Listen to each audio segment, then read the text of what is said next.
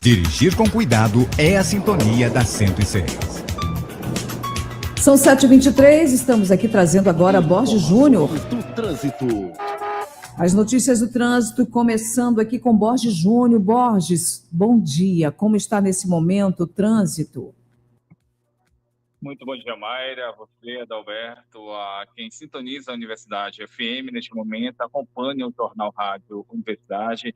Mayra, sem grandes alterações, a Avenida Santos Dumont segue com trânsito dentro da normalidade para o horário, lembrando que às vezes por conta da quantidade de veículos nesse acesso ao conjunto semafórico que é ali próximo ao posto de saúde, isso no acesso a Casimiro Júnior, no Anil, o trânsito ele acaba ficando retido nas mediações ali do antigo INCRA, do Banco do Brasil, o que leva à lentidão e às vezes chega a formar engarrafamento. Nessa mesma altura, mas no sentido oposto, o trânsito ele segue fluindo sem problemas. Informações de outro trecho, de outro dos principais corredores da capital, Avenida Jerônimo de Albuquerque, a gente fala de forma específica de dois trechos dessa via, ali quem se desloca do sentido elevado da Coab, chegando ao elevado da Coma, nesse sentido, trânsito com número considerável de veículos, para quem está se deslocando nesse sentido, a altura dos bairros Angelim, também Bequimão,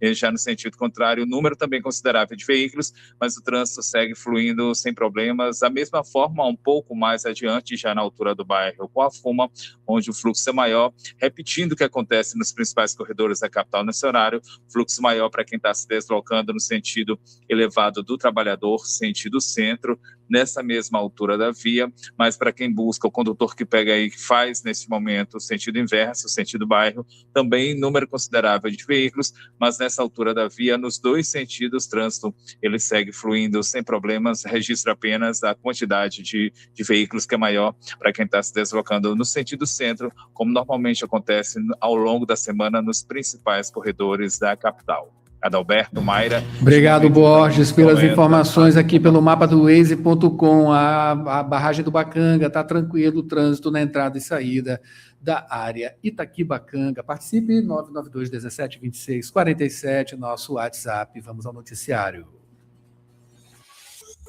Notícias da cidade.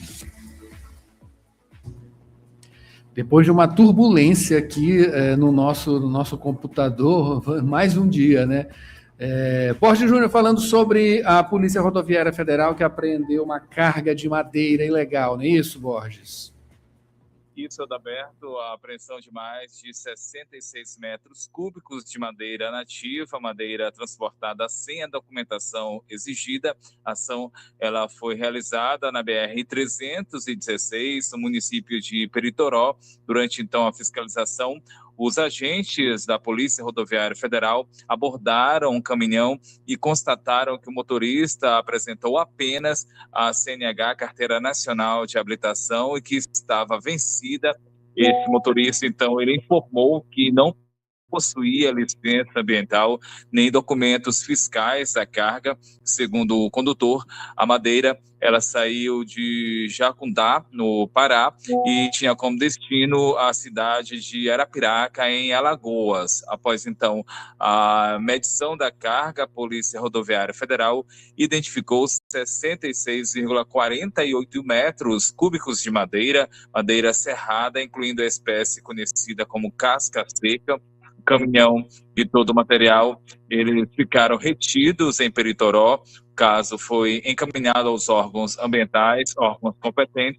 Já o motorista, ele assinou um termo de compromisso. Esse termo é para que ele compareça à justiça quando for convocado. Adalberto, Mayra.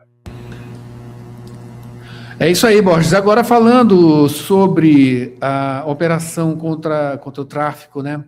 4 pessoas foram presas. Isso foi em Pinheiro, Borges. Adalberto, prisões acontecidas nesta quarta-feira, 4 pessoas presas, foi durante uma operação das Forças de Segurança no município de Pinheiro, na Baixada Maranhense. A ação ela teve como foco o combate ao tráfico de drogas e cumpriu mandados de busca e apreensão em diferentes pontos da cidade. Durante, então, as investigações, os policiais Apreenderam porções de crack, também de cocaína, além de uma arma de fogo, aparelhos celulares e um veículo. Os suspeitos, eles foram autuados em flagrante por tráfico de drogas e também por possuir de forma irregular uma arma de fogo. Todos foram levados, conduzidos à Delegacia Regional de Pinheiro. A operação ela contou com o apoio de equipes das polícias civil e militar. As investigações sobre esse caso, elas continuam. O intuito, identificar possíveis ligações dos presos com outros crimes na região. Adalberto, Mayra. Continuando aqui, Borges, falando agora da Polícia Civil, que capturou em Timon condenado por latrocínio. Mayra, a prisão acontecida também no dia de ontem foi efetuada pela Polícia Civil do Maranhão. Um homem de 21 anos de idade foi condenado a 21 anos de prisão, condenação por latrocínio cometido em Timon, a cidade que fica a cerca de 429 quilômetros aqui de São Luís. Latrocínio, que é o roubo seguido de morte. A prisão, então, foi feita, efetuada no bairro Parque União. Crime, a gente lembra, aconteceu em dezembro de 2023, foi durante um assalto a um bar no bairro Cidade Nova e, segundo as investigações, os criminosos invadiram o local, eles estavam armados e roubaram celulares, dinheiro e outros pertences na saída do estabelecimento. Um dos assaltantes, então, atirou contra a cabeça, atirou contra um cliente.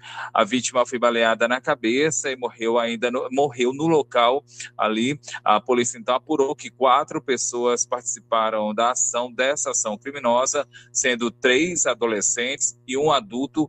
O preso ele foi identificado como o único maior de idade envolvido no crime. Então, após o cumprimento do mandado judicial, o condenado ele foi encaminhado ao sistema prisional, onde deve cumprir a pena a ser determinada pela Justiça. Adalberto, Mayra.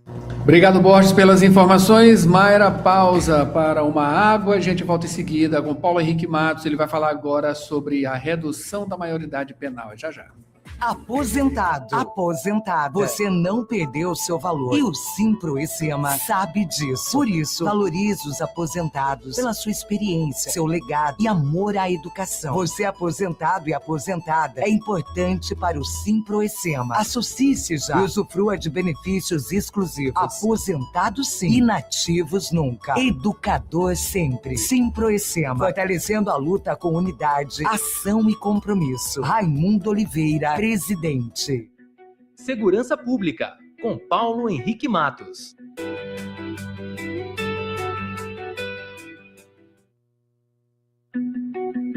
Segurança Pública, com Paulo Henrique Matos.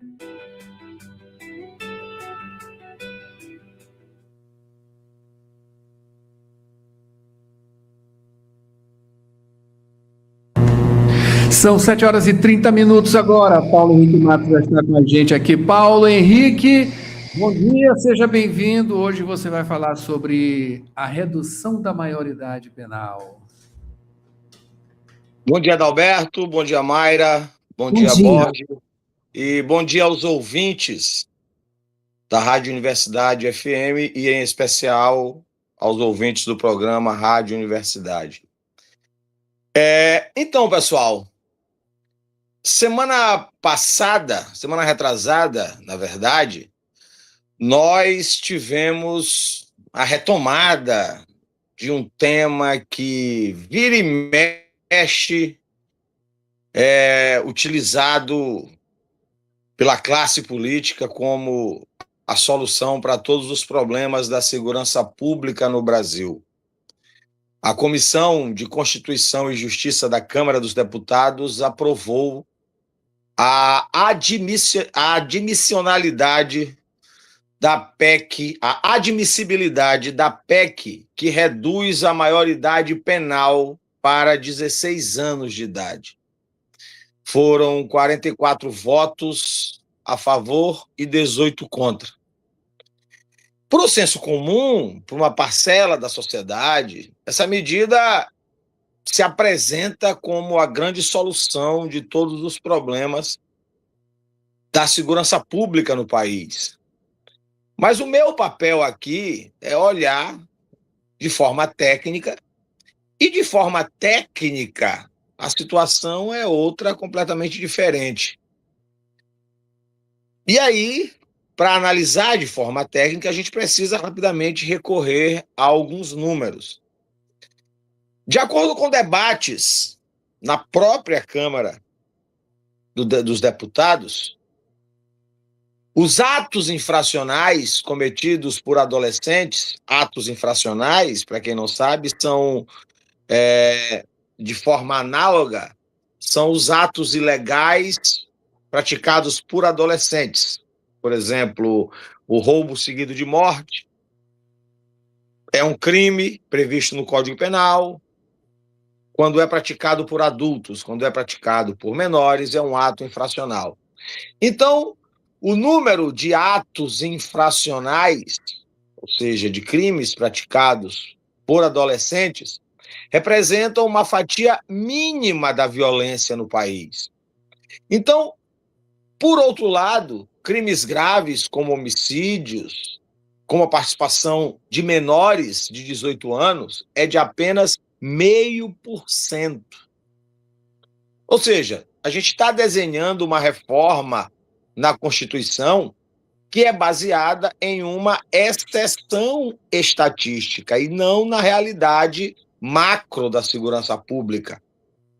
E se a ideia é reduzir a violência, a matemática do sistema prisional acaba não batendo, porque hoje, no sistema socioeducativo, o índice de reincidência é de apenas 23%.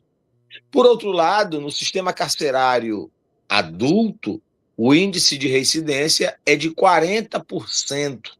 Logo, colocar jovens de 16 anos em presídios superlotados não vai frear o crime. Na verdade, vai funcionar como uma espécie de balcão de negócios e de recrutamento para as facções criminosas. Se a gente tira o verniz técnico dessa proposta, o que sobra é a velha fórmula carcomida de criminalização da adolescência pobre. E na condição de historiador, eu preciso lembrar que essa fórmula é antiga, desde os tempos da monarquia, que a infância e a juventude são insistentemente criminalizadas. Quando o Estado falha na educação, Mayra, Borges, Adalberto, na saúde e no urbanismo periférico, ele acaba escolhendo como inimigo público número 1 do país a juventude negra e periférica. No contexto brasileiro, a gente sabe que o sistema carcerário funciona como uma zona de exclusão. Então, na hora que a gente empurra adolescentes para o sistema carcerário, o Estado abre mão do seu dever de recuperar e acaba assumindo uma política de descarte de corpos. E como eu já disse, essas pessoas que serão descartadas, elas têm cor, têm CEP, tudo isso muito bem definido. E, repito, são jovens negros e pobres. Então, nesse sentido, reduzir a maioridade penal vai funcionar muito mais como um filtro penal seletivo do que como uma política pública eficiente. Agora, a proposta ela vai seguir para uma comissão especial e depois vai para o plenário. Vale a pena nós acompanharmos e, acima de tudo, cobrar soluções inteligentes, mais uma vez insistindo, baseadas em evidência e não em populismo penal. Adalberto, Mayra, Borges e ouvintes. É isso aí, Paulo.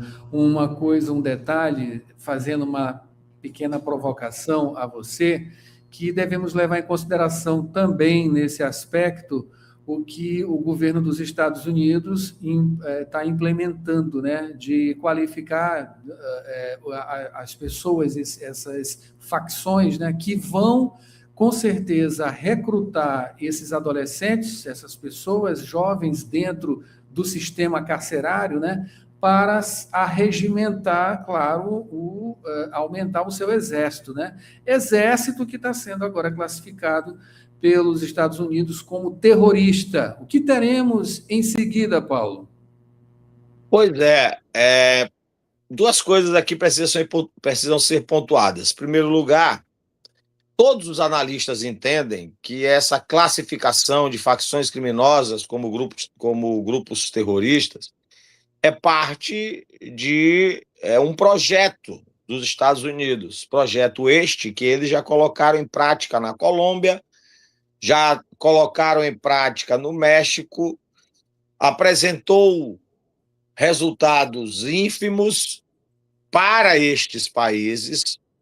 Por outro lado, acabou permitindo aos Estados Unidos a intervenção direta em diversos assuntos, sobretudo no que diz respeito à economia. Por exemplo, os Estados Unidos hoje controlam importantes áreas agrícolas e extrativistas na Colômbia, sob a alegação de estar combatendo o narcotráfico, e encaminham-se para a mesma coisa no México em relação a petróleo e gás. Eu vejo, e a segunda coisa é que eu veria até com olhos mais empáticos se houvesse o aumento das penas para os adultos que recrutam crianças e adolescentes para o crime organizado.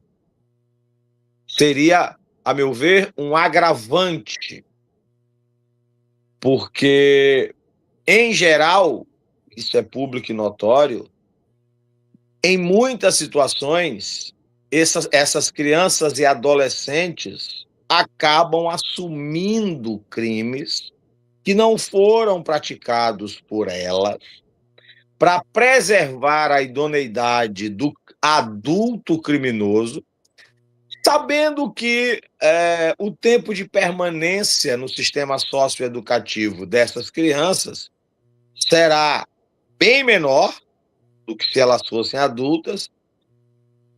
Quando elas saírem do sistema, há toda uma promessa das facções de que essas crianças e adolescentes irão galgar postos mais elevados na hierarquia do crime organizado, e essas coisas poderiam ser, de certa maneira, combatidas caso houvesse o aumento das penas para os recrutadores, para os cooptadores. Isso aí, Paulo, é isso aí, né? Com certeza são coisas que a gente pode, né, se arrepender num futuro bem próximo, caso isso tudo aconteça. Acabamos de receber aqui Paulo Henrique Matos, especialista, pesquisador da área de segurança. Paulo, muito obrigado. A gente espera você na próxima quinta-feira com mais uma participação crítica sobre segurança pública aqui no Jornal Rádio Universidade. Um ótimo final de semana e até lá. Tenham todos e todas um bom dia e até semana que vem. Mara Nogueira, vamos para mais uma pausa. A gente volta em seguida. Antes tem Dica Saudável, tá?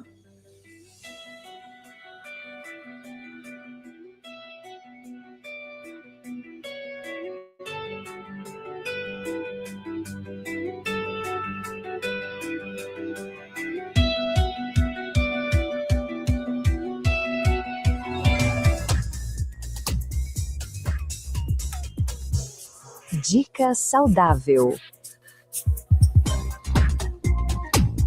O consumo de chás naturais pode ser um grande aliado, desde que faça parte de uma alimentação equilibrada e feito com orientação quando necessário. Preparados com ervas, flores ou folhas naturais, os chás podem contribuir para a hidratação e oferecer substâncias benéficas ao organismo. Camomila, hortelã, erva doce e capim-limão estão entre as opções mais consumidas e podem fazer parte da rotina de forma moderada. Confira agora alguns benefícios do consumo de chás naturais. Primeiro, eles podem auxiliar na hidratação do corpo e contribuir para a sensação de bem-estar. Também podem ajudar na digestão, promover o relaxamento e fornecer compostos antioxidantes que auxiliam na proteção das células. Por fim, incluir chás naturais na rotina, com moderação, pode contribuir para hábitos mais saudáveis e para uma melhor qualidade de vida. No mais, é cuidado e atenção. Com essas dicas saudáveis, aproveite bem o seu dia.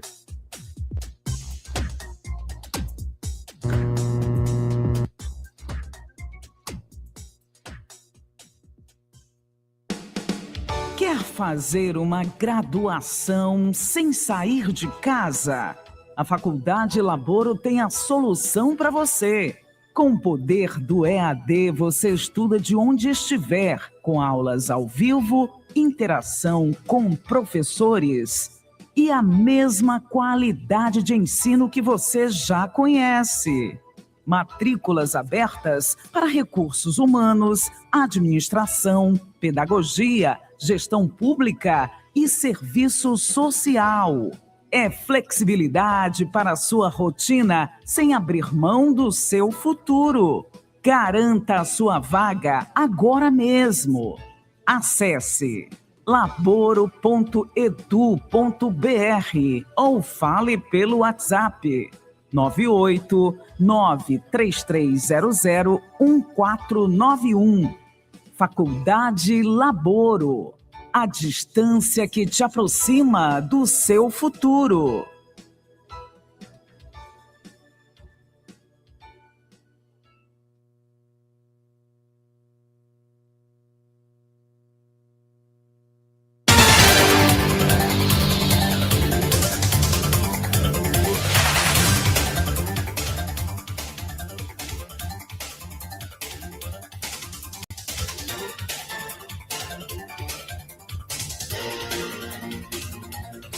São 7 horas e 44 minutos agora, 7 horas e 44 minutos. A gente tinha perdido no começo do bloco, né? O jornal Imparcial, os destaques, daqui a pouquinho a gente traz. Vamos logo com o Borges aqui, Borges, trazendo informações agora sobre o SESI, abrindo seleção para professores aqui em São Luís.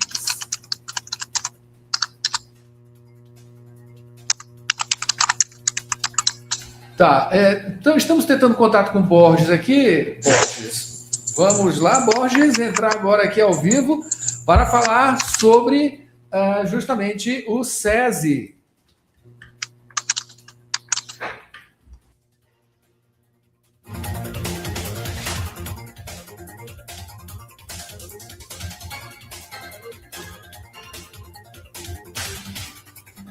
Sete horas e 45 minutos agora. Vamos trazer aqui os destaques do Jornal Imparcial, tá? Rapidinho, enquanto a gente faz esse contato com o Borges Júnior, tá? Aqui olha só, né? Aqui, Vini Júnior na capa de O Imparcial. Foi Malvadeza. Com show de Vini Júnior, o Malvadeza. Brasil vence a Escócia e avança em primeiro. Daqui a pouquinho tem Paulo Pellegrini fazendo um comentário aqui do esporte. É isso aí, a manchete de hoje em O Imparcial. Já estamos com o Borges, Mayra? Sim. Então vamos com o Borges para falar sobre o SESI, não é isso, Borges? Abrindo seleção para professores em São Luís. Adalberto, o SESI do Maranhão está recebendo inscrições para o novo processo seletivo, processo destinado à contratação de professores na capital, a capital maranhense aqui em São Luís. Prazo ele segue até o dia 1º de julho. As oportunidades são para professor de matemática na educação infantil e ensino fundamental e ainda professor de língua portuguesa para o ensino médio. Os candidatos eles devem ter licenciatura na área e também experiência mínima de 6 meses. Os contratados eles vão ter vínculo por tempo indeterminado, com carga horária de até 180 horas mensais, além de benefícios como auxílio, alimentação, plano de saúde, seguro de vida e ainda vale transporte. A seleção ela vai ter análise documental, microaula e também uma entrevista presencial. As inscrições elas devem ser feitas de forma exclusiva pelo portal do IEL, que é o responsável pela execução do processo. Adalberto, Mayra. Borges, vamos falar agora da base da Polícia Militar, que reforçará a segurança na litorânea. As ações devem começar no início do 2º semestre. O anúncio ele foi feito pelo governo do Maranhão. As novas medidas buscam aumentar a segurança na Avenida Litorânea, aqui em São Luís, e entre as novidades está a instalação de uma base operacional da Polícia Militar. Essa base ela vai funcionar na área do Parquinho, que deve facilitar o deslocamento das equipes e também tornar o patrulhamento mais ágil.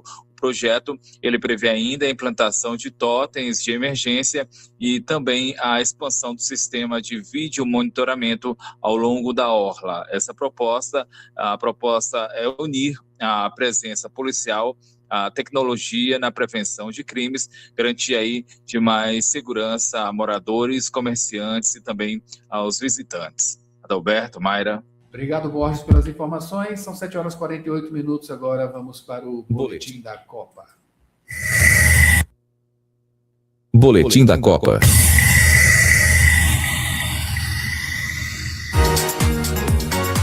Estamos com o Paulo Pellegrini aqui em vídeo com a gente. Paulo, bom dia. Que atuação, hein? Bom dia, Paulo. Seleção brasileira rompendo ontem, né? Olha, eu não cheguei tão perto assim, né? Que eu fui logo para o Faltou pouco. Borges Júnior acertou, portanto, 3-0, cravando o resultado. E eu quase acerto também. Eu botei 2-0. Quase. Paulo, qual foi o teu placar? Tinha sido 2-1. 2-1. Mais apertado. Gente, bom dia a todos. De fato, foi uma atuação, a melhor atuação da seleção brasileira sob o comando de Carlo Ancelotti, levando em conta o peso do jogo, né? O nível do jogo, a importância do jogo, não contando amistosos, jogos eliminatórias, mas foi, de fato, a melhor atuação da seleção brasileira, o que mostra que está havendo um processo de evolução no momento mais importante possível, que é dentro da Copa do Mundo, que é o que vale. Não adianta a gente pensar que a seleção, ou qualquer seleção, é favorita, tem mais time, fez um ciclo de Copa do Mundo espetacular, e na hora da Copa isso não funcionar. Com o Brasil, a julgar o que ocorreu ontem, pode estar começando a haver o contrário, um ciclo todo tumultuado, ou seja, o intervalo entre uma Copa e outra cheio de problemas, cheio de variações de técnico, falta de estrutura tática, mau rendimento dos jogadores, e na hora da Copa, que é a hora do vamos ver, isso tudo começa a dar certo, e o tal ciclo fica para trás, e o que vale é a Copa do Mundo. Então, a julgar o que ocorreu ontem, o Brasil se insere entre as seleções que podem sonhar em chegar bem longe na Copa do Mundo. Tá? Não estou dizendo que vai ganhar a Copa, não estou dizendo que virou favorito. Mas estou dizendo que, a julgar a atuação da seleção brasileira contra a Escócia ontem, o Brasil começa a semear nos adversários algo que não existia até a Copa começar. Estamos aqui, somos a seleção brasileira, temos a pesada camisa amarela, e isso pode começar a mexer um pouco com o anímico dos rivais. Isso aí. Olha só, Neymar entrou, né? Finalmente fez ali uma participação, né? Teve passe para Vini Júnior, que poderia ter resultado, né? Até em gol. Enfim, qual a sua análise, Paulo, sobre justamente o teste com o Neymar? Acho que ocorreu dentro do que o Ancelotti esperava, né? Ele jogar cerca de 20 minutos, participar de alguma maneira. O Ancelotti o colocou centralizado como uma espécie de camisa 10. A mobilidade do Neymar já não é a mesma, a gente percebe, um jogador de movimentos mais lentos, que já não aposta no drible, porque ele não vai ter a arrancada necessária para seguir com a bola em direção ao gol, como ele fazia antigamente, mas ainda é um jogador que tem um refino técnico e uma visão de jogo diferenciados. Ele consegue fazer uma enfiada, consegue chamar a atenção da marcação, bagunçar um pouco a estrutura tática do adversário, e ele mostrou isso nos 20 minutos. Não foi nada brilhante, mas também não pisou na bola, não caiu, não ficou cavando falta, pelo contrário, até sofreu uma falta que resultou num amarelo para o escocês, uma falta mais de puxada, ele estava arrancando no contra-ataque, puxaram a camisa dele. Então, foi uma variação positiva também. Aí vocês podem perguntar, mas o que mudou de um jogo para o outro, que agora o Brasil passou a ter essas condições mais favoráveis? O que ocorreu ontem, lógico que o gol logo de cara, com aquele presente que a Escócia deu, modificou totalmente a história da partida, né? A Escócia entrou em campo para apostar num 0-0 longínquo, que ficasse por muito tempo, e logo aos 6 minutos a zaga faz aquela lambança, que é uma coisa comum dos dias de hoje, de marcação, pressão, de saída de toquinho de bola, que os times não gostam mais de dar chutão, então tem esse risco. Se você não tem zagueiros qualificados que saibam fazer essa saída de toquinho de bola, a chance do seu zagueiro fazer uma bobagem aumenta. A gente vê isso toda hora, assim, no futebol de maneira geral. Gols de entregadas, né? Passou a ser meio que um padrão. Então, o Brasil nem fez uma marcação dessa pressão, mas aproveitou o cara dominar com a canela e perder a bola ali. Então, aquele 1-0 já tirou toda a estratégia, porque colocou o Brasil numa posição confortável, que é de esperar e sair no contra-ataque, e colocou a Escócia numa posição desconfortável, que é de ter que propor o jogo sem ter jogador para isso. Tanto que a Escócia tentou, mas não tentou tanto. E aí que vem o mérito da seleção brasileira. O Brasil conseguiu fazer gols e fazer jogadas de formas que não vinha conseguindo, que era construindo o jogo. A boa atuação dos volantes, toques de bola, o Vinícius Júnior, com uma atuação espetacular, ele finalmente tem, e a gente fala pouco disso, tá? Porque o Vinícius Júnior é um dos maiores atacantes do mundo. Não acho que seja do nível do Messi, do Cristiano Ronaldo, do Mbappé, não acho. Mas ele é um dos melhores atacantes do mundo, porque joga num time espetacular, que é o Real Madrid, e é um protagonista desse time, e já teve atuações pelo Real Madrid absolutamente espetaculares também. Eu lembro da final do Mundial de Clubes de 2022, que o Real Madrid jogou com o Al Hilal, que tinha eliminado o Flamengo. Foi 5-3 para o Real Madrid. O Vinícius Júnior fez uma das atuações individuais que mais me espantaram na minha vida. Aquele dia que o jogador arrebentou. Então, ele é capaz de decidir jogos gigantes, é capaz de não se intimidar com os zagueiros e tudo, e ele está mostrando isso na Copa. Então, o Vinícius Júnior tem sido a nossa âncora. É o cara que está desequilibrando. E o Brasil, sabiamente, o procurou o jogo inteiro, porque ele não perdeu uma disputa, não fez uma bobagem. Tudo que ele fez, ele acertou. Ele já teve um gol mal anulado, enfim. Então, assim, o que mudou foi isso. Começamos a construir jogadas, não dependemos só de contra-ataques, tivemos um jogador iluminado e tem essa capacidade de decidir, e começou a decidir, já está lutando pela artilharia da Copa. Então, essas foram as mudanças. Creio eu, né? Do jeito que eu vi o jogo. Eu vi muita gente falando o contrário, que pegou um time ruim, não sei o quê, mas, assim, a gente não sabe quem a gente vai pegar, entendeu? A gente tem que estar preparado para pegar qualquer um. Se vem um time ruim ou bom, é outra história. E justamente a expectativa agora, né? Venceu ontem, o futuro da seleção agora. Nesse momento, aguardar o seu adversário, que sai hoje, porque hoje definem os grupos D, E e F, que são os grupos cujos cabeças de chave são os Estados Unidos, que já estão classificados em primeiro, e nesse grupo, Paraguai e Austrália vão decidir até em confronto direto, que vão se enfrentar hoje, às 11 da noite, quem é o segundo do grupo. O grupo E, que é o grupo da Alemanha. A Alemanha também já está classificada em primeiro, matematicamente. Então, você tem ali uma disputa entre Costa do Marfim, Equador e Curaçao até, para ver quem é o segundo do grupo. Lógico que o Curaçao precisaria ganhar da Costa do Marfim, enfim, torcer para a Alemanha perder para o Equador. Existe uma combinação de resultados ali. E a definição do grupo F, que é o grupo que interessa ao Brasil, que é o grupo que a Holanda é a cabeça de chave. A Holanda está com 4 pontos, o Japão com 4 pontos e a Suécia com 3. A Holanda pega a Tunísia já eliminada, deve vencer e se garantir o primeiro lugar do grupo. E aí Suécia e Japão vão fazer um confronto direto para ver quem fica em segundo. E esse segundo pega o Brasil. Para o Brasil, quem é melhor pegar? Olha, como a Suécia tem um futebol um pouco mais próximo do da Escócia, tipo assim, europeu, jogo mais de cintura dura nesse sentido, tá? Não dá nenhum tipo de preconceito com o continente, assim como a gente não pode falar que os africanos são fortes, os europeus também não são cintura dura, tá?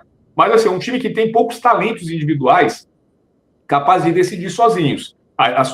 Eu estou falando da Suécia. A Suécia tem 2 atacantes letais, que são artilheiros, o Isaac e o Gyökeres, mas para a bola chegar até eles, a construção não é grande coisa. Então, nesse sentido, a Suécia se assemelha à Escócia. E o Japão já tem um time com outra propriedade, um time muito veloz, que todo mundo corre o campo inteiro, marcam bastante, tem deficiência na bola aérea, que não são jogadores altos. Então, assim, eu acho que para o Brasil é melhor pegar a Suécia. Então, para isso, basta a Suécia vencer o Japão, tá? Então, se o Brasil quiser ter uma vida um pouco menos complicada nesse primeiro mata-mata, eu torceria para a Suécia ganhar do Japão. A Suécia ganha do Brasil também? Tudo pode acontecer, tá? Mas é uma questão de prognóstico daquilo que a gente vê na Copa do Mundo. Nesse momento, me parece que pegar a Suécia é melhor do que pegar o Japão. É isso aí. Paulo, vamos ficar, claro, nessa expectativa. Olha só, quem acertou aqui também esse placar, além de Borges Júnior, foi a nossa ouvinte aqui, a Sofia, filha do Ronaldo, da Adriana, né? E irmãzinha da Maria Helena. Tá aqui, 3-0. Conseguiu aqui chegar, cravar esse resultado. Quem diria, né, Paulo? 3-0. Ninguém imaginava. Exatamente. Acima das expectativas do que o jogo propunha na sua essência, um time de contra-ataque contra um time sem muita criatividade, o jogo ia ter poucos gols, e acima do que o Brasil vinha construindo, né, que é a grande notícia. Aí, a gente tem que aguardar também, isso aí é uma faca de dois gumes, né? Por um lado, podemos estar vendo um fenômeno, vou dar uma comparação aqui que quem viu a Copa de Clubes vai entender, do ano passado, um fenômeno Flamengo na Copa de Clubes. Quando o Flamengo fez uma primeira fase muito boa, ganhou do Chelsea por 3-1, o Flamengo passou a ser um candidato a ganhar a Copa do Mundo. Mas o Flamengo não era esse candidato. E aí, quando pegou o Bayern de Munique, aí houve o chamado choque de realidade. Foi um jogo pau a pau, mas o Bayern de Munique tem peças ali que em 2, 3 lances resolvem. Então a gente pode estar vendo esse fenômeno, podemos estar com o olhar enebriado por uma atuação muito boa do Brasil contra uma Escócia, mas será que essa mesma atuação, esse mesmo nível, essa mesma intensidade, que é o estar em campo ali marcando, correndo, é suficiente para pegar a Espanha, a França, a Argentina? Não sabemos. Então, podemos estar vendo esse fenômeno. O Brasil chegou, mas na hora que pegar um cachorro grande, será que o nosso latido é alto o suficiente? Não sabemos. Mas, por outro lado, se existe uma seleção no mundo que, quando começa a encorpar, que tem peso na camisa, que tem títulos mundiais suficientes, que quando o adversário vê que está engrenando, os outros começam a se preocupar com a gente, como diria o Zagallo, né? Os outros que têm que se preocupar com a gente, essa seleção é o Brasil. Então, se o Brasil crescendo na Copa, coloca uma preocupação nos outros, tá? Isso é fato. Mesmo na França, na Espanha, na Argentina, a Argentina está meio deitando de braçada, aí tem 4 anos, lógico, o Messi é um gênio e tudo mais, mas também tem um fator, né? O Brasil, que é o grande rival, está mal. Então, assim, nós já vimos o Brasil. Um Brasil e Argentina é sempre um jogo previsível. E, nesse momento, o Brasil não está, né, rivalizando com a Argentina. Então, está meio facilitando o caminho para a Argentina, aqui na América do Sul, na Copa do Mundo de 2022. Então, o Brasil crescendo, até a Argentina tem que abrir o olho. Então, esse é o outro lado da faca de dois gumes, né? Estamos crescendo dentro da Copa do Mundo. O que isso pode dar? Deixa os adversários sentirem o peso. Agora, pode também não dar em nada, né? Não sabemos até que ponto um nível de atuação contra uma Escócia é o suficiente para encarar uma Holanda, que pode ser um adversário breve aí, né? Uma França, uma Espanha, uma Inglaterra, tem vários, Portugal, Noruega, do Haaland, enfim, a própria Argentina. Então tem várias seleções aí que vão nos testar mais do que a Escócia, isso é fato. Mas estamos chegando, estão deixando a gente sonhar, como diria no popular. Então vamos ver o que vai acontecer. Verdade. Paulo, Borges está perguntando aqui, faça só um breve comentário para a gente finalizar, sim. falando sobre a velocidade dos passes, né? Seria aí alguma coisa para se investir? Está precisando de mais velocidade? Com certeza. Esse é o grande diferencial dessas seleções que eu citei em relação ao que a gente viu no futebol brasileiro nos últimos tempos, né? Incluindo o futebol de clubes, quando se compara com o futebol de clubes internacional. O jogo lá fora, né, o jogo europeu, o jogo dessas grandes seleções, é um jogo mais rápido, mais intenso. A gente criou uma cultura de futebol brasileiro de jogo lento, de caicai, de carimba, de cera, de tudo é falta. E lá fora não funciona assim. Você vê um jogo da Premier League, o jogo não tem nem falta.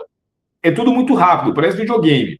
Então, assim, e a gente não tem, em tese, jogadores com essa característica. O nosso jogo é mais contenção e velocidade de contra-ataque. Então, o Ancelotti tem que implantar isso na seleção. O toque rápido, o sair da marcação rápido. A gente viu ontem, em muitos momentos, contra a Escócia, isso ocorrer, não foi o jogo todo, mas em muitos momentos, o terceiro gol foi assim. Uma tabela rápida e a bola chegou na cara do gol para o Matheus Cunha fazer o gol. A questão é essa. Contra a Escócia, ok. A Escócia já boibunda ali, 2-0 contra, enfim, entregue. Mas isso é suficiente contra a França? É suficiente contra a Espanha? Não sabemos. Esperamos que sim.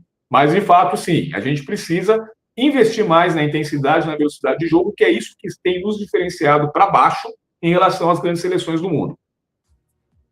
Esse é o comentário de Paulo Pellegrini aqui com a gente diariamente no Boletim da Copa. Paulo, a gente espera você amanhã, claro, para falar sobre não só o Brasil, continuar falando sobre o Brasil, como os demais jogos da Copa do Mundo, que está uma delícia, que continue assim, né? Que a gente só acorde desse sonho, né? Lá na final e dando tudo certo e acordando para uma realidade, claro, que a gente quer, todo mundo quer, né? Enfim, vamos nessa expectativa. Muito obrigado, Paulo, e até amanhã. Até amanhã. Vamos Nogueira, Mara Nogueira, agora tem Rádio Ciência. A gente volta daqui a pouquinho com mais informações aqui no Jornal Rádio Universidade.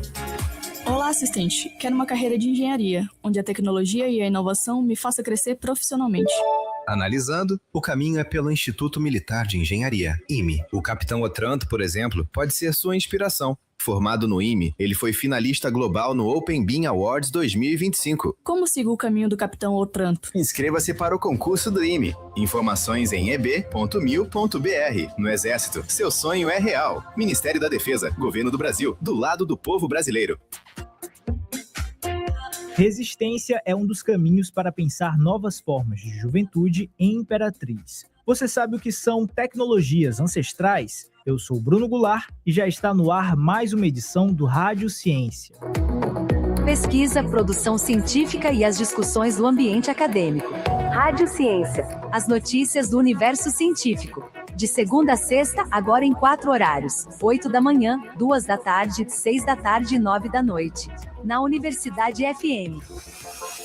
O programa Rádio Ciência tem o apoio da FAPEMA, Fundação de Amparo à Pesquisa e ao Desenvolvimento Científico e Tecnológico do Maranhão.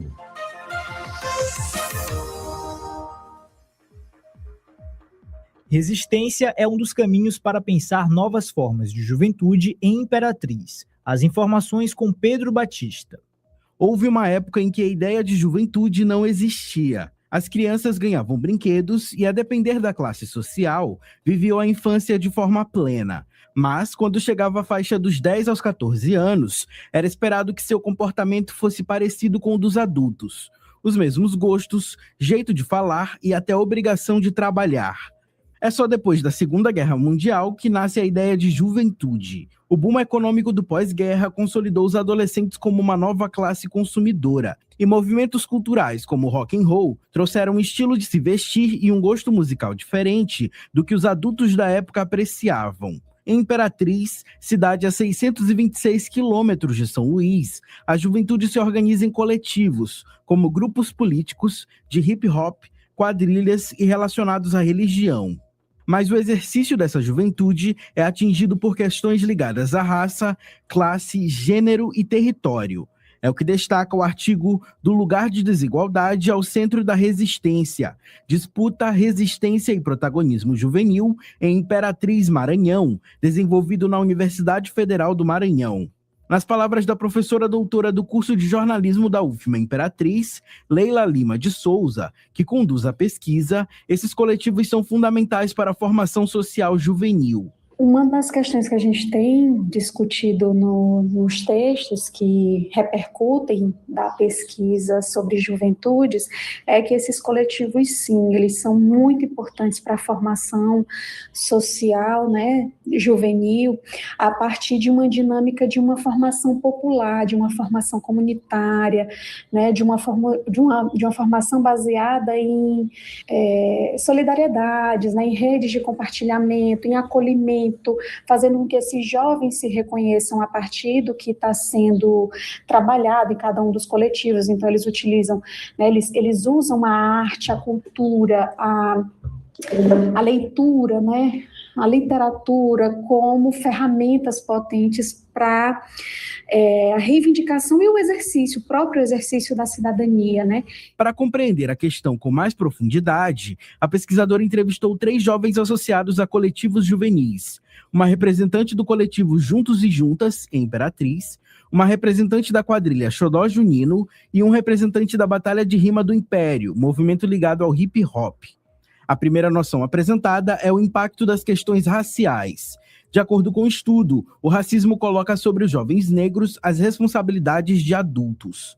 Outro ponto é a invisibilização e o silenciamento de mulheres e meninas dentro de grupos ou coletivos. A professora Leila explica que a juventude, por vezes, é percebida como branca, urbana e masculina, o que resulta em uma exclusão de outros grupos. As juventudes, elas são regidas, né? Elas são narradas ou pensadas intelectualmente, né? A teoria pensa as juventudes muito numa perspectiva branca, urbana, masculina, né? E exclui tudo o que atravessa, né, essas juventudes em termos de marcadores sociais que constituem a subjetividade dessas juventudes, né? Então, assim, não só não ter o direito de exercer a juventude imperatriz, mas não ter o direito a se reconhecer dentro dessa categoria, da forma como essa categoria é pensada, né? A norma da juventude. E aí, no decorrer desses estudos, eu tenho até pensado que, na verdade, eles nem querem fazer parte dessa categoria da juventude. Eles vão pensando outros formatos possíveis de juventude, outras leituras possíveis sobre o que é ser jovem, né? E é na resistência que esses jovens encontram novas formas de exercer esse direito. Por meio da auto-organização em grupos e coletivos e na mobilização política que o ser jovem é ressignificado, abrindo caminhos para visibilidade e liberdade. As batalhas de rima são uma forma de visibilizar a cultura negra em Imperatriz. Os relatos da Batalha de Rima do Império reforçam iniciativas que visam não só uma troca entre os MCs, mas também estender esse conhecimento a outros jovens. Formação é também um dos pilares do coletivo Juntos e Juntas, que propõe aos associados uma aprendizagem mais sensível sobre as pautas que defendem. Já a quadrilha Xodó Junino busca reaproximar os jovens de uma tradição cultural histórica para a cidade. De acordo com a professora Leila, a ideia do estudo é identificar nuances que constituem os jovens em Imperatriz. A gente não fica preso à sociologia da juventude, né? Ou ao que autores, muitas vezes até europeus, né, têm reconhecido sobre juventude. Nós temos reivindicado um conhecimento sobre juventude a partir dessas nuances, né, dessas particularidades que os jovens, que não só atravessam, mas constituem os jovens locais e que fazem com que a gente compreenda, né, que essa juventude ela é mais plural do que a gente imagina, né? A pesquisa foi apresentada no 35º Encontro Anual da Compós, Associação Nacional dos Programas de Pós-Graduação em Comunicação. Com colaboração de Bruno Goulart, Pedro Batista, Jornalismo, Universidade FM, fonte confiável de informação para mais de 80% do público na pesquisa exata.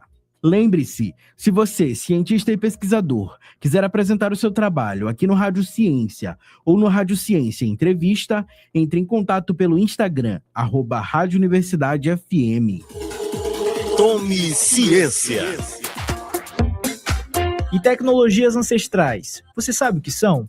Tecnologias ancestrais são um conjunto de saberes, técnicas e práticas desenvolvidas, acumuladas e transmitidas por povos originários e comunidades tradicionais ao longo de gerações. Longe de se limitarem ao passado, são consideradas ferramentas vivas, essenciais para a sustentabilidade, o cuidado com o meio ambiente e o bem viver no presente. Intuição, resistência e solidariedade são exemplos de tecnologias ancestrais. A intuição envolve tanto a capacidade de prever chuvas, secas ou cheias, observando o comportamento dos animais, o vento e as fases da lua, como também de prever situações no dia a dia por meio da sensibilidade. A resistência, por meio da preservação da memória e de práticas em comunidade, garante a sobrevivência e a autonomia de povos face às pressões externas. Por fim, a solidariedade se materializa em tecnologias sociais de cooperação e cuidado mútuo, estruturando o bem viver e o apoio coletivo indispensáveis para o futuro. Você sabia? Tome ciência. Pesquisa, produção científica e as discussões do ambiente acadêmico. Rádio Ciência. As notícias do universo científico. De segunda a sexta, agora em 4 horários. 8 da manhã, 2 da tarde, 6 da tarde e 9 da noite. Na Universidade FM. O programa Rádio Ciência tem o apoio da FAPEMA, Fundação de Amparo à Pesquisa e ao Desenvolvimento Científico e Tecnológico do Maranhão.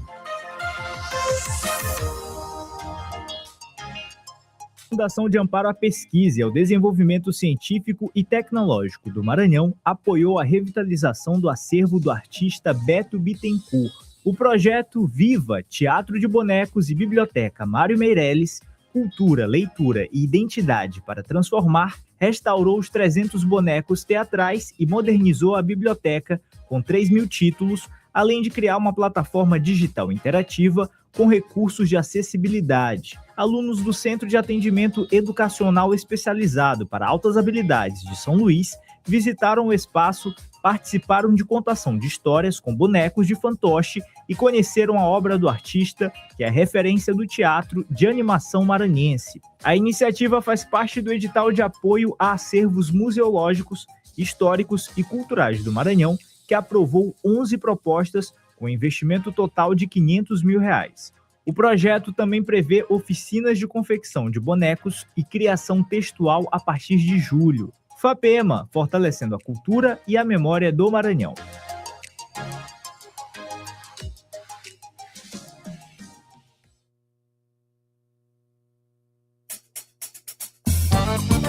Ei, já pensou em cuidar da sua saúde dançando? Na Movidência a gente mexe o corpo, solta a mente e ainda se diverte de verdade. Vem sentir a energia do forró, da seresta, do balé, do fit dance, do estileto e outros ritmos. É muito mais que dança, é qualidade de vida. Bora? Mais informações no nosso perfil no Instagram, @ed.movidência.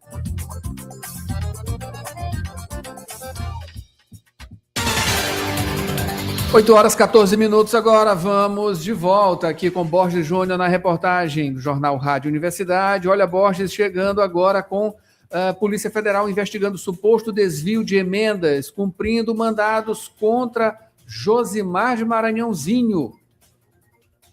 Adalberto, a operação da Polícia Federal deflagrada na manhã desta quinta-feira, operação em curso, a ação tem como alvo o deputado federal Josimar Maranhãozinho, do PL, ele que está licenciado. A investigação ela apura suspeitas de desvio de recursos de emendas parlamentares. Agentes cumprem mandados de busca em endereços localizados aqui no Maranhão e também em Brasília. Até o momento, a Polícia Federal não informou quantos alvos são investigados, também não informou o volume de recursos envolvidos. O parlamentar já havia sido condenado pelo Supremo Tribunal Federal, condenação em março deste ano, março de 2026, em um processo que também tratava de irregularidades na destinação de emendas. Naquela ação, a Procuradoria-Geral da República afirmou que Josimar de Maranhãozinho ele teria atuado na coordenação da liberação dos recursos, a atuação também no controle da execução dos valores. Segundo a acusação, o deputado também monitorava pagamentos e teria cobrado vantagens indevidas relacionadas à aplicação das emendas. A investigação ela segue em curso, segue em andamento. Adalberto, Mayra. Borges, muito obrigado pelas informações. Retornando aqui a qualquer momento com mais detalhes sobre essa operação contra Josimar Maranhãozinho. Vamos agora para a entrevista Rádio Opinião, Mayra Nogueira. Rádio Opinião, a opinião de quem entende do assunto.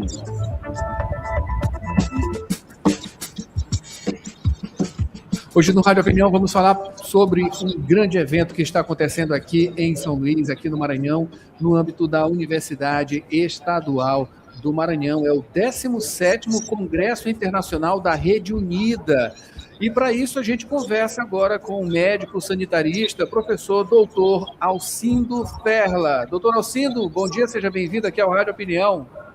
Bom dia a todas as pessoas que nos acompanham aqui também. Maravilha. Olha só a importância de um congresso como esse, né? E o 17º, já mostrando aí uma longevidade nesses assuntos relacionados à Rede Unida, né? Vamos explicar o que é a Rede Unida e o que é esse congresso internacional que está acontecendo aqui no âmbito da UEMA. Então, a Rede Unida é a única associação científica autodeclarada que eu conheço no mundo inteiro. Basta as pessoas dizerem que são da Rede Unida e assim será, não haverá pagamento, não tem boleto, não tem e-mail. E ela nasceu no final dos anos 60 com os projetos IDA, Integração Docente Assistencial. UNIDA, portanto, não é só a expressão, é a sigla também, que tentavam qualificar o ensino das profissões da saúde, levando os estudantes além do hospital de ensino, que é muito tradicional na nossa formação, sobretudo de médicos, para as comunidades. Nos anos 80, esses projetos IDA foram complementados, e esse é um contexto latino-americano, né? Muitas universidades de outros países também estavam, com um outro projeto que chamava Uma Nova Iniciativa UniIDA, Unida. Pronto.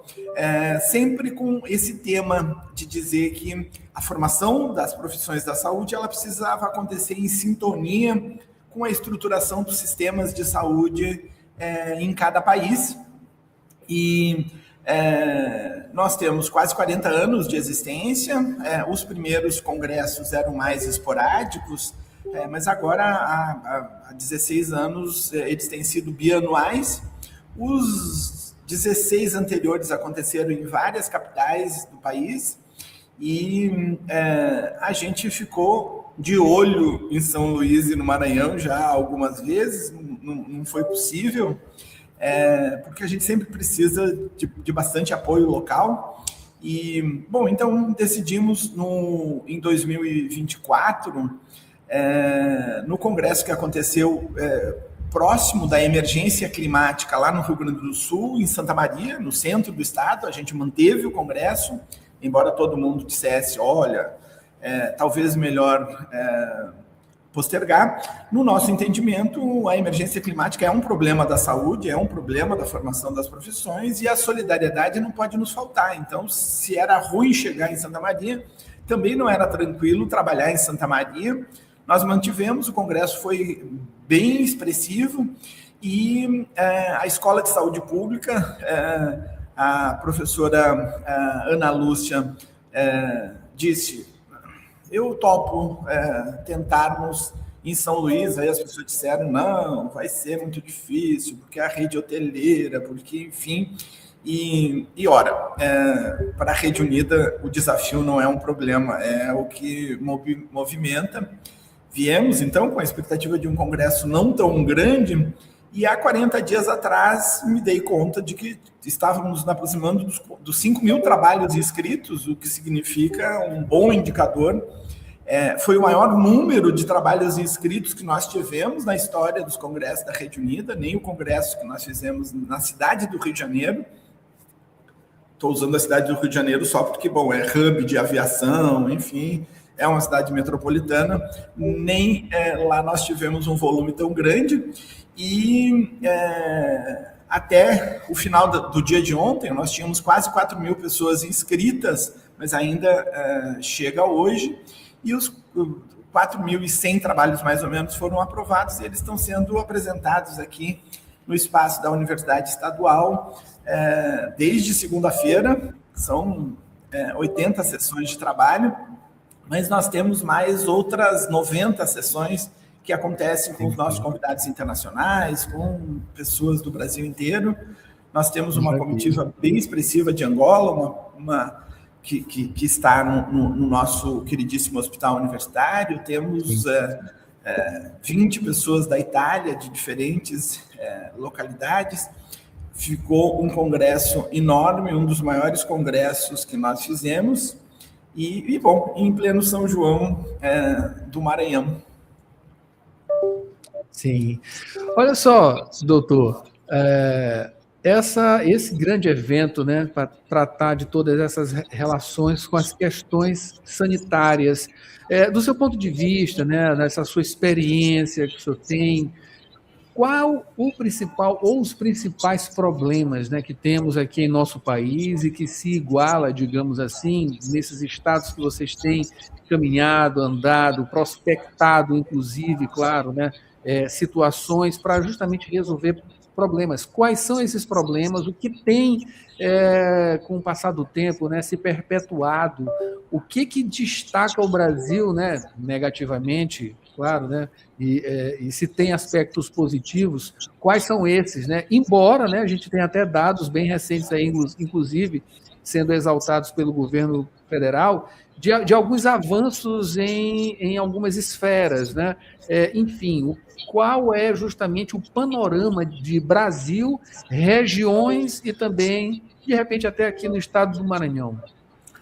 Então, essa pergunta ela me suscita a pensar nesse paradoxo, né? O Sistema Único de Saúde nasceu no final dos anos 80, começou a ser implementado a partir dos anos 90, expandiu muito a atenção, o acesso à atenção à saúde pela atenção básica. Ele expandiu bastante a expectativa média de vida, a gente saltou quase 20 anos nesse período em que o SUS se expandiu, e com isso foram aparecendo problemas que são problemas associados, de um lado, ao envelhecimento da população, às doenças crônicas, e nesses últimos períodos a gente também tem, e mais outra vez, um paradoxo, o ressurgimento de doenças infecciosas, de um lado, por essa terrível pandemia de pensamento, que é a negação, que é a resistência às vacinas, enfim, essa coisa que nós vivemos, que existe no mundo inteiro, mas nós nos últimos 6, 7 anos tivemos um mergulho profundo nessa lógica, que é uma lógica assassina, né? Porque a negação e a restrição, a diminuição da cobertura vacinal, ela impacta no sistema de saúde. Mas nós tivemos a expansão aí grande, então, de doenças crônicas. Eu vou usar o exemplo do câncer, que na minha adolescência, não é exatamente muito recente, é um pouco mais tardia, mas alguém tinha diagnóstico de câncer e era praticamente uma sentença de morte. Agora nós temos um avanço importante, mas aí uma dobra, né? Nas regiões metropolitanas a gente acessa mais facilmente os serviços, no interior do Brasil a gente acessa menos frequentemente, portanto tem uma injustiça importante aí, que o direito à saúde que a Constituição assegura a todas as pessoas, ele é mais facilmente acessado para quem vive em grandes centros, aí foi organizando, tem filas de espera. Eu considero pessoalmente uma indignidade, uma fila de espera para receber atendimento. É ruim quando um profissional de saúde que teve formação, que sabe exatamente qual é o risco, qual é o procedimento, e é péssimo quando se trata da população que não sabe exatamente se vai ser atendida, se não vai ser atendida. Então, entre os avanços, eu não tenho dúvidas de dizer que o Agora Tem Especialistas e também as estratégias anteriores de resolver o problema da fila. Eu usei o exemplo do câncer. Nós temos uma das melhores legislações do mundo que diz que a suspeita de câncer precisa ser investigada em até 30 dias e a pessoa precisa estar em tratamento em até 90 dias. Então, isso... em que pese não ser, de novo, verdade para todo mundo, não ser igual para todo mundo. Mas eu gostaria de ressaltar também o esforço que o governo faz desde 2013 com o programa Mais Médicos de levar a assistência ou a conexão com o sistema de saúde em áreas remotas. Esse é um problema muito importante. Na Itália, por exemplo, a gente, neste momento, e eu me retirei para a entrevista, está com uma tábua com os italianos e com os centro-americanos discutindo isso, os desafios da assistência. O Mais Médicos, ele nos permitiu, entre outras coisas, uma belíssima exposição fotográfica que está acontecendo no Convento das Mercês, comemorando os 13 anos do Mais Médicos. Araquém Alcântara é um fotógrafo que todos nós temos um afeto importante, e esse foi o presente que o Congresso da Rede Unida trouxe para São Luís, a exposição aberta das belíssimas fotos do Araquém. Mas esse foi um programa importante. O Antônio Lino, que é um jornalista que o acompanhava, e também nós reeditamos o livro do Antônio Lino, traz histórias, e por trás daquelas fotos belíssimas, a gente tem histórias que dizem isso. Nunca tinha tido acesso a um profissional de saúde, a um médico, e também com visitas domiciliares, porque aquelas fotos são, sobretudo, disso. Então, nós temos avanços indiscutíveis do Sistema Único de Saúde, falhas substantivas e algumas coisas que são próprias desse prolongamento da vida. O tema do envelhecimento é um tema que também é importante. A experiência italiana avançou mais. Eles tiveram um grau de envelhecimento, como o Brasil está tendo aqui, em 50 anos, eles tiveram em 250. Então, tem acomodação cultural também. Enfim, essas temáticas a gente tem trazido aqui, estão na programação do 17º Congresso, mas o tema também do diálogo dos saberes da ciência com os saberes das populações quilombolas, indígenas. Por isso que o slogan é sabedoria e soberania com alegria. Alegria Sim. Que as festas juninas têm nos dado de sobra aqui. Claro. É um momento perfeito para ter esses eventos também, né? Enfim, ainda mais um evento dessa monta, um congresso internacional. Professor Alcindo, eu agradeço a sua presença aqui, aproveitem, né, esse tempo todo, vocês são de uma importância gigantesca para a nossa sociedade, né, para a saúde, não só aqui do Brasil, a saúde do mundo, né? Estamos relacionados, claro, dentro de uma sistemática que hoje, né, coisas acontecem em um continente, em outro são sentidos, né? A gente passou por uma pandemia que mostrou muito bem isso, enfim, e que todas essas questões, né, sejam muito bem encaminhadas, e a gente tem a certeza disso, né, que isso está acontecendo, e aqui em terras maranhenses, especificamente na Universidade Estadual do Maranhão, tá?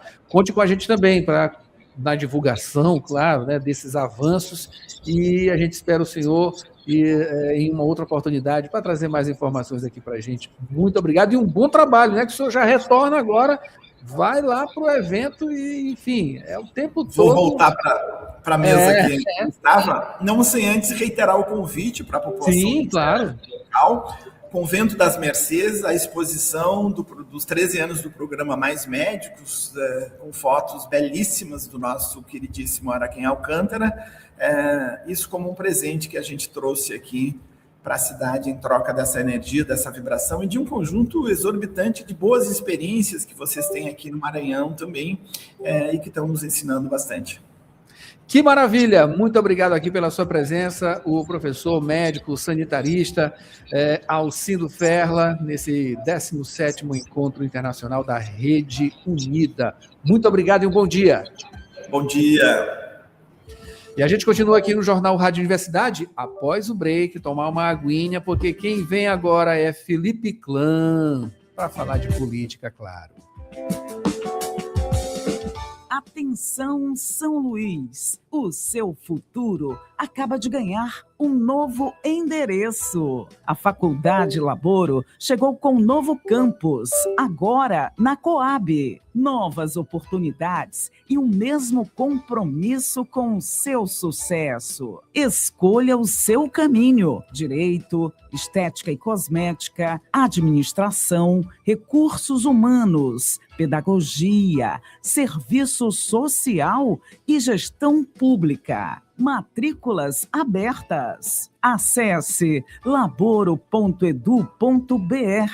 ou chame no WhatsApp 989-3300-1491. Laboro Coab. Avenida 4, número 97, 4º Conjunto Coab Anil. O seu futuro começa agora.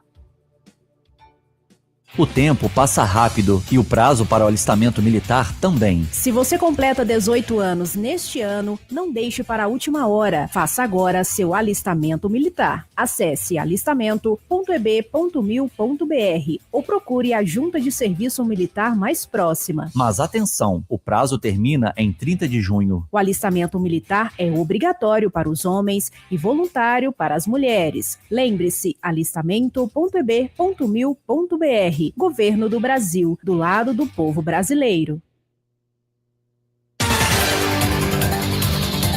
8h32. Antes de vir com o Felipe Clã aqui com a análise da política, temos Borges falar sobre servidores maranhenses que vão ter salário antecipado. Adalberto, os salários vão estar disponíveis nas contas no dia 26 de junho, portanto, nesta sexta-feira, amanhã, antecipação feita pelo governo do Maranhão, servidores públicos do Estado, anúncio de antecipação do pagamento dos servidores estaduais. A medida, ela beneficia milhares de trabalhadores do serviço público estadual. Portanto, então, Adalberto, Mayra, amanhã os pagamentos dos salários vão ser efetuados. Adalberto, Mayra. Borges, desde as 7 da manhã tá acontecendo aqui manifestações interditando o terminal do São Cristóvão, né? Manifestantes interditando desde as 7 da manhã. A SMTT já está no local também, né? Isso, desde as 7 da manhã, manifestantes estão bloqueando as duas entradas principais do terminal de integração do São Cristóvão. E, dentre as reivindicações, eles cobram melhorias no transporte público. A SMTT está no local, está disciplinando o trânsito, mas o terminal ele segue bloqueado nas duas entradas principais, terminal de integração do São Cristóvão. Manhã de manifestação em relação aí ao transporte público, concentrada no terminal de integração do São Cristóvão, repito, com as duas entradas principais bloqueadas. Adalberto, Mayra. Isso aí, Mayra. Borges, presa a empresária flagrada por furto de energia em residência na capital. Mayra, uma empresária foi presa em flagrante, prisão acontecida nessa quarta-feira. Ela é suspeita de furto de energia elétrica, fato acontecido no bairro Jardim Eldorado, aqui em São Luís. A ação ela foi realizada pela Polícia Civil, teve apoio da polícia, apoio oficial aí, da perícia oficial e da Equatorial Maranhão, a concessionária de energia aqui do estado. Isso durante o cumprimento de um mandado de busca e apreensão. E, de acordo com as investigações, os peritos encontraram uma ligação clandestina. Essa ligação estava escondida na estrutura do imóvel. O desvio era utilizado para alimentar 4 aparelhos de ar-condicionado. Eles estavam sem registro no medidor. Por ser responsável pela conta de energia da residência, a mulher ela recebeu voz de prisão, então foi levada para a sede da Superintendência Estadual de Investigações Criminais. Lá foram adotadas as medidas cabíveis. A polícia e a concessionária orientam que, em casos suspeitos de fraude ou furto de energia, que sejam feitas denúncias, sejam denunciados pelos canais oficiais de atendimento. Esses canais, o site equatorialenergia.com.br ou pela central de atendimento, o número é o 116. Essa ligação ela é gratuita. Adalberto, Mayra. Obrigado, Borges. 8h36. Agora vamos para a política com Felipe Clã. Política. É isso aí, estamos com o Felipe Clã aqui. Felipe, deu certo, né, no futebol. Será que deu certo na política também? Bem-vindo, bom dia. Bom dia, Felipe. Bom dia, Adalberto, Mayra, Borges e ouvintes da nossa rádio universidade. Olha, que jogo bonito, né?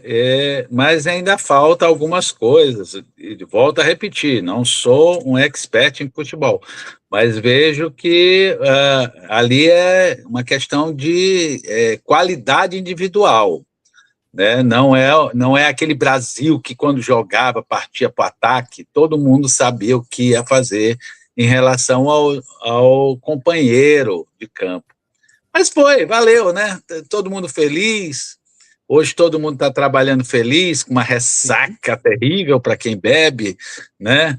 E suando horrores. Tem radialista que está pingando. As cores. São as cores. As cores. O amarelo aqui, né? Na seleção. Então não. Mas aí também é maldade. Eu com essa camisa negra aqui, preta, aí tu quer que, né? Tu tá querendo dizer o quê? Que eu não sou brasileiro? É porque tu és da linha da política, né? Da política e a camisa preta, né? Sei lá, né? Não vou falar besteira aqui, não. Tá. Enfim, mas vamos falar sobre política, que é uma outra história, um outro campo, né? Esse gramado aqui, ele tem problemas, muitos problemas. O primeiro que você vai falar é justamente, Felipe, sobre o afastamento aí de desembargadores, né? Quando virão, melhor dizendo, né? Perguntando, os substitutos? Olha, me parece que essa questão de que o cara comete o crime, vai lá, aposenta, entendeu? Compulsoriamente, acabou nesse país, porque os próprios juízes eram contra isto, né? Quer dizer, a grande maioria de juízes, promotores, né, operadores da justiça, né, ficavam indignados, porque a grande maioria é correta, é honesta, e de repente nós temos pessoas que têm condutas que não são questionáveis, são realmente comprovadas, que não servem para servir ao público.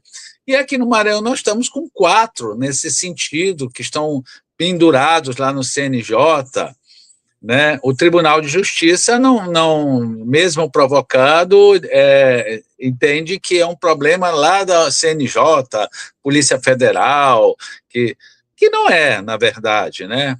Então, o corporativismo é muito evidente nesse caso. Agora, há um absurdo, porque todos esses embargadores têm milhares de processos, né? Se não estão parados, estão em leitidão, porque os desembargadores substitutos, juízes substitutos, eles às vezes não querem dar, né, a decisão para não se comprometer desse processo.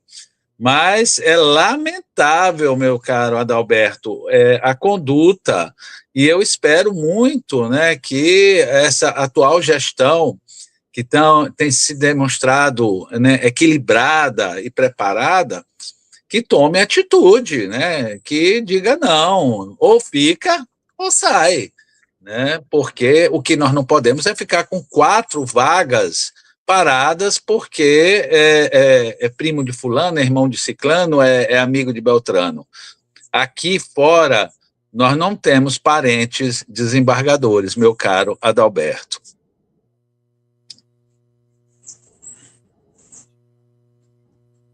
Estamos com uma oscilação aqui na internet. Felipe, está me escutando bem agora? Muito bem, muito tranquilo. Enfim, oscilar. Felipe, eu peço que entre e saia novamente, né, para ver se a gente consegue uma internet um pouco melhor. Aqui para a gente também a coisa não está muito legal, tá? Reiniciar, ver se a gente consegue uma conexão do Maranhão, tá? Vamos tentar retomar aqui o contato com o Felipe.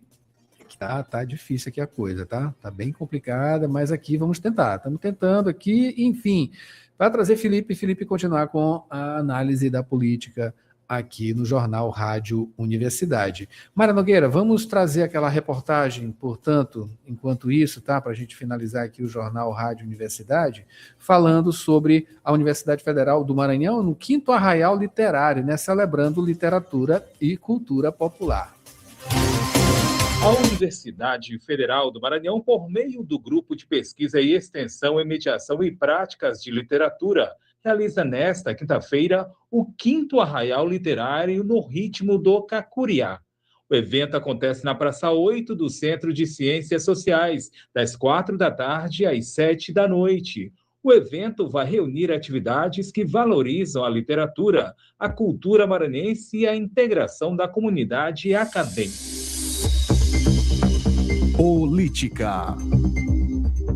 Retomando aqui a política, tá? A reportagem de Borges vai, portanto, 9h30 do boletim de 9h30. A gente precisa continuar com as informações de política. Portanto, Felipe, a gente estava falando justamente sobre os substitutos lá nos desembargadores do TJ, né? Enfim, para finalizar esse aspecto, para a gente ir já para o outro. Não há informações, ou seja, CNJ não se mexe, pleno do tribunal não se mexe, corregedoria não se mexe. Eles precisam entender que eles são funcionários públicos e precisam dar satisfação para a população.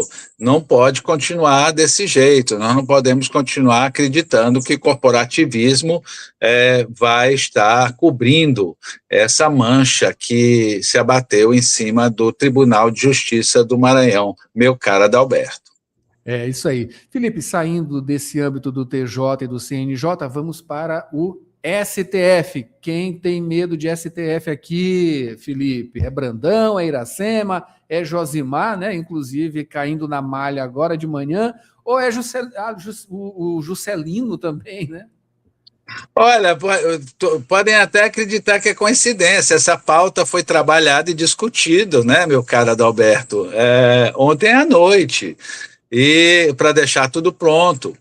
Mas, por incrível que pareça, a Polícia Federal, né, realmente veio ratificar o nosso comentário, porque, veja, o Brandão eternamente, desde que assumiu o governo, né, o Judiciário, leia STF, por meio dos seus representantes aqui no Maranhão, né, continuam fazendo terrorismo judiciário, é uma coisa absolutamente intragável o que acontece. Como também a Iracema sofreu, né, todo tipo de pressão, sofre ainda todo tipo de pressão, porque quando eu converso com ela diz que ela dorme acordando no outro dia sabendo que eles vão continuar com o mesmo lenga-lenga, né? É uma coisa inacreditável, eu acho sórdido o que acontece no uso do judiciário, e digo mais, eu queria saber se os senhores da toga, lá no Supremo Tribunal Federal, autorizam os deputados, né, e jornalistas, blogueiros, a estar usando, né, essa estrutura para fazer o pânico. Agora, o Juscelino foi a público dizer que o vídeo dele, agora que saiu essa semana com o Braide, foi montado, que ele não declarou apoio ao Braide, né? E essa prática é muito comum, né? Mas nós sabemos que o Juscelino tem uma ponta de faca no pescoço. E aonde? No Supremo Tribunal Federal. Ou seja, será que agora, com essa operação de hoje, né, que veio em cima do Josimar e uns outros que eu estou esperando o relatório aqui da Polícia Federal, né, porque esse negócio de vazamento manchete sem dados oficiais é uma coisa terrível para a imprensa, eu acho particularmente. Esse negócio de eu tô dando notícia na frente de todo mundo, não, você tem que ter notícia consistente, né? Eu tenho amigos lá dentro, eu tenho juízes, eu tenho desembargadores, eu tenho ministro que me vaza a coisa. A justiça está sem credibilidade exatamente por causa dessas coisas, entendeu? Que quer destruir com antecipação, quer fazer o terror. Agora, o Josimar, né, a gente já falou aqui, inclusive nesse programa muitas vezes, da colagem. Eu boto uma palavra melhor, a petulância de Josimar de Maranhãozinho enfrentando Flávio Dino. Ou seja, depois dessa operação de hoje, piora ou melhora? Juntamente com outros operadores que nós já temos notícia que está incluída nessa operação, meu caro Adalberto. Felipe, é a espetacularização, né? Justamente. Olha, indo de um espetáculo para outro, a família Bolsonaro, ela promove aí espetáculos praticamente diários, né? O mais recente e constante, né, é justamente o desentendimento entre Flávio Bolsonaro, candidato a presidente, e a madrasta, né, a Michele. E tá uma confusão, né? Não é uma confusão, nunca houve uma relação, né? Os filhos do Bolsonaro são bolsonaristas, né? Ou seja, é um tratamento que mulher é uma segunda categoria. A verdade é essa. Vamos parar com isto. Desde quando Bolsonaro ganhou para presidente, essa mulher sempre foi destratada, né? É uma coisa absurda a prepotência, a arrogância, né, que nós assistimos, não que do outro lado, do lado do Lula, do lado de seja quem for, do Zema, que não tenha prepotência. Político, depois que chega no poder, na sua grande maioria, não vou incluir todo, mas na sua grande maioria fica prepotente. Eu sempre digo, eu sempre aconselho nas minhas palestras, nas minhas consultorias, olha, lembre que quem é que você está apoiando para chegar ao poder, porque quando ele chegar no poder, o poder vai ser do jeito que ele quer e não o que você quer. Agora, uma coisa é verdade, este rapaz, esse Flávio, é de uma arrogância absoluta, né? E ela não deixou por menos. Ela queria ser vice-presidente, ela queria ser um monte de coisa.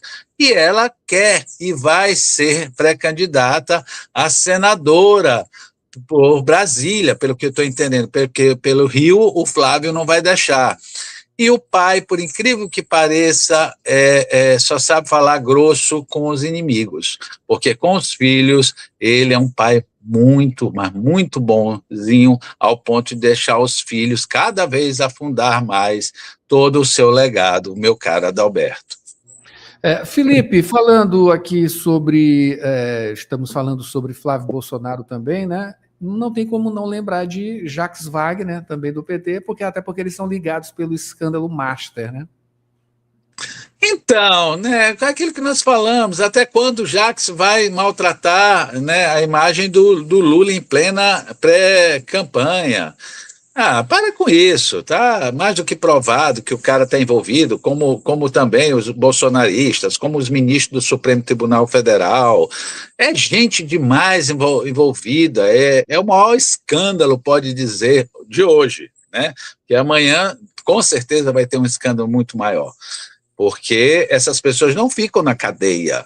Quem é que você conhece de políticos poderosos, ou ministros, ou juízes, que pagou uma pena pesada? Ninguém. Vamos parar com isso. Gente, essas pessoas estão roubando o dinheiro da merenda escolar, do posto de saúde, do hospital de alta qualidade, do transporte, do saneamento. Eles são, sim, ladrões, e sem medo de processo, porque é uma vergonha o que nós assistimos nesse país. É lamentável, meu caro Adalberto. Agora, o Lula chamou o Jacques. Não, Jacques, espera aí, nós somos amigos, mas não tanto, né? Nem parente nós somos para ter briga familiar interna, não é verdade? Não sei se o Jacques vai conseguir se reeleger, mas ali na Bahia é um feudo, né? E tanto criticaram Antônio Carlos Magalhães, Tonho Malvadezas, mas fizeram a mesma política que o pessoal da direita sempre fez, meu caro Adalberto. Felipe, a gente foi prejudicado aqui pela queda da internet, o tempo também, tá? A gente precisa condensar 2 tópicos aqui em um comentário, que é justamente sobre a questão do presidente do Simproecema, com Felipe Camarão, né? E os professores, e a ismênia para cumprir o que Braide prometeu em relação ao mercado central. Vamos fundir essas 2 informações para a gente finalizar, por favor. Vamos, olha, eu tanto convoquei o nosso Raimundo Oliveira, né, que eu tenho um respeito grande, como também o pessoal do Felipe Camarão, do Rodrigo Lago, para que explicasse essa coisa do Fundef, né? Afinal, é isso, é aquilo, né? E o dinheiro está sendo tirado, não está sendo tirado, os professores receberam, o Brandão pagou, o governo federal não pagou, quem é que está? Ou seja, o Raimundo Oliveira resolveu agora abrir a boca e dizer que o Felipe Camarão e o Rodrigo Lago não estão corretos nas suas afirmações contra o Ciproessema e o governo do Estado. Com a palavra, Felipe Camarão e Rodrigo Lago, caso queiram. Caso não, fica só mesmo na politicagem eleitoral, meu caro Adalberto. E quanto à nossa Ismênia, coitada, ela andou só bomba, né? O que nós sabemos é que existe um problema gravíssimo de falta de dinheiro, e é assustador, porque antes do Brade sair, se entendia que tinha mais de 2 bilhões no caixa, livre para obras, para qualquer ações, e sumiu. Ou seja, já está dentro de um monte de ações, de projetos, já tudo definido até o final do mandato da Ismênia. Assim falam os técnicos que acompanham essa questão. O problema é que o mercado central, um patrimônio nosso, que foi usado politicamente, está destruído, lamentavelmente. E a Ismênia, me parece que este ano, não sei se vai ter capacidade de poder mostrar respeito aos feirantes e aos consumidores de São Luís, meu caro Adalberto e Mayra e Borges. É isso aí, Felipe. A gente não sabe se ela vai ter a capacidade. Mas Felipe tem a capacidade, ele volta amanhã para trazer mais informações e análise da política aqui no Jornal Rádio Universidade, que acaba neste momento. Mayra Nogueira, o que é que tem logo em seguida?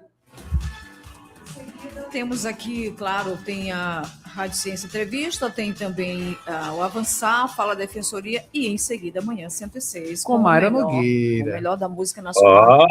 Tem promoção. Tem promoção Fica também, ligado. Participa aí, viu, Felipe? Participe das promoções também, aproveita. E a gente volta amanhã, claro, trazendo roteiro cultural e muitas outras coisas que a gente tem diariamente aqui no Jornal Rádio Universidade, tá? Um ótimo dia, a gente volta amanhã, com certeza. Até lá.